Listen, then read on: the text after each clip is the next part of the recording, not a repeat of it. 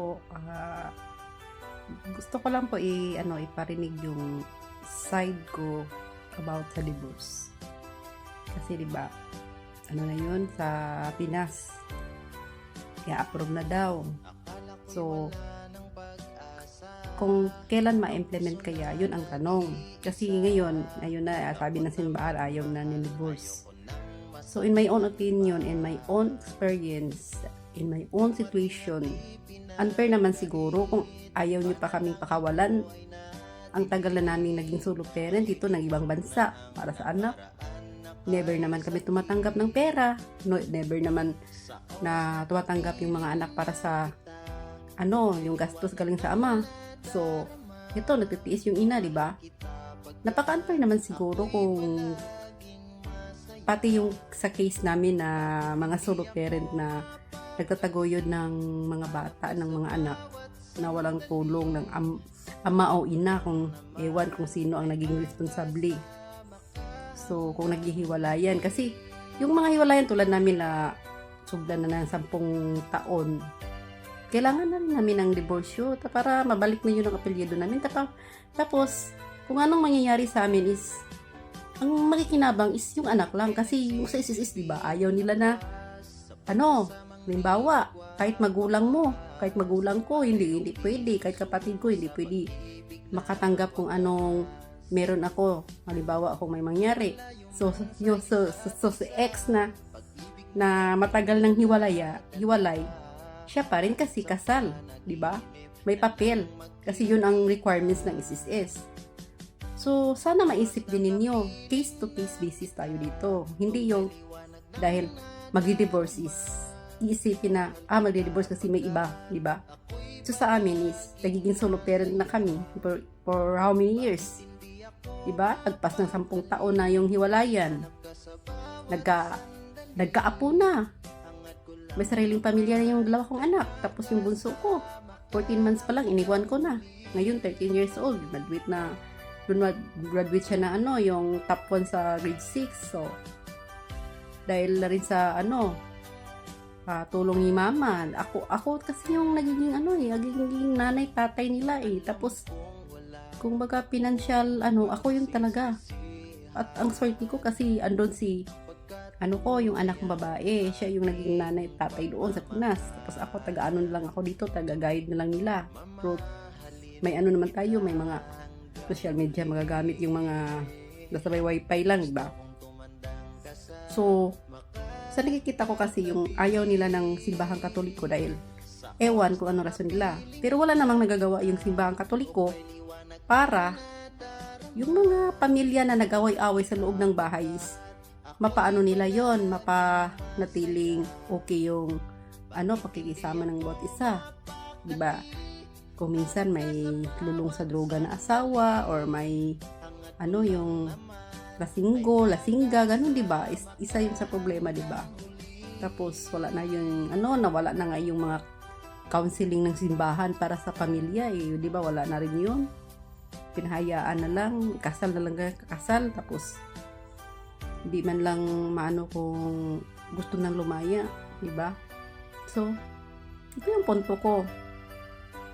100% deboto ako sa simbahang Katoliko kasi kahit andito ako sa Pinas, gumagastos ako para sa simbahan. Basta, hindi na yun kasi kailangan kung Sana lang maisip ninyo, case-to-case basis po. Huwag niyo sabihin na ayaw nyo ng divorce dahil sa simbahan. Oo nga. Paano naman kami? Unfair, di ba? Solo parent kami ang tagal-tagal tapos hindi nyo kami palalayain. Tapos natili kaming naka-apelyido sa apelyido ng asawa namin na hindi namin kadugo. Tapos makikinabang siya sa pinaghirapan namin na hindi siya katulong sa pagpalaki sa anak. Napaka-unfair naman yun. Sana maisip niyo simbahan na Katoliko kung ayaw ninyo. Isipin nyo naman kami na ganito, nagiging solo parent, may mga single dad, single mom. Para sa amin, agree talaga kami.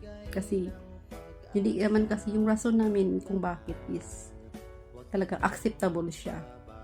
Sana maisip niyo face to face. Tapos siguro payagan na rin kami na magkaroon ng negosyo kasi yung annulment namin dyan is pag mag-annulment kami dahil kami yung gusto ng gagastos kami ng 300,000 plus pataas, diba?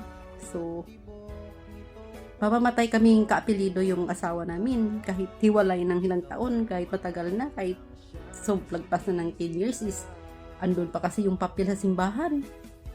Yung asawa na hiwalay na is makinabang sa kinikita mo o sa ikaw yung nagdurusa tapos siya yung makikinabang kasi kasal pa, kasi andun pa yung papers, yung legal yun yung CCS, diba?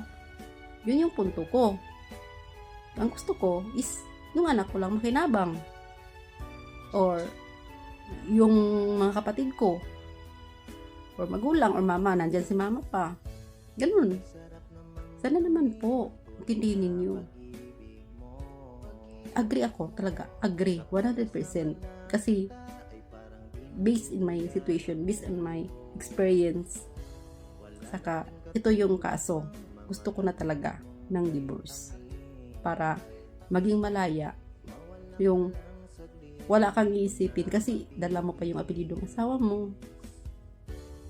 Sana maintindihan din kami ng simbahang Katoliko kung may divorce is iano nyo sa mga mag-ano kayo ng case study, diba? May household kayo bawat simbahan, diba? Nakalista yung household hindi kayo nga sa simbahan, alam yung history ng isang household so sana kayo rin yung mag-approve nun malalaman nyo yung tunay na kwento ng buhay.